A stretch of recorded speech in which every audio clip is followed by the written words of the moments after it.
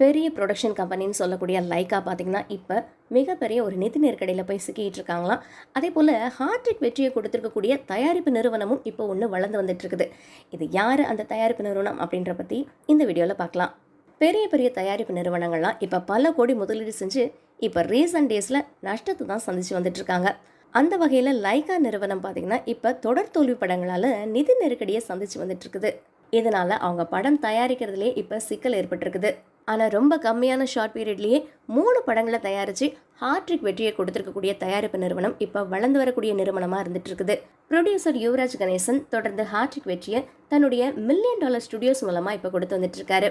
புதுமுக இயக்குனராக இருக்கக்கூடிய விநாயக் குட் நைட் அப்படின்ற ஒரு படத்தை டைரக்ட் பண்ணியிருந்தாரு. இந்த படத்தில் மணிகண்டன் ஹீரோவாக நடிச்சிருந்தாரு.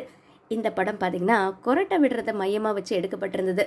அந்த படம் ரசிகர்கள் மத்தியில் அமோக வரவேற்பையும் பெற்றிருந்துச்சு. அதுக்கப்புறம் மணிகண்டனை வச்சு மறுபடியும் லவ்வர் அப்படின்ற ஒரு படத்தை தயாரித்து அந்த படமும் ஹார்ட்ரிக் வெற்றியை கொடுத்துச்சு.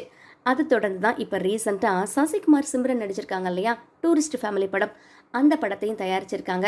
இந்த படத்துக்கும் இப்போ மக்கள் மத்தியில் அமோக வரவேற்பு கிடைச்சி வருது. இந்த $1 மில்லியன் ஸ்டுடியோஸ் பார்த்தீங்கன்னா கொஞ்சம் பட்ஜெட்லேயே புதுமுக இயக்குநர்களை வச்சு வெற்றி படங்களை கொடுத்து இப்போ வளர்ந்து வரக்கூடிய கம்பெனியாக இருக்காங்க.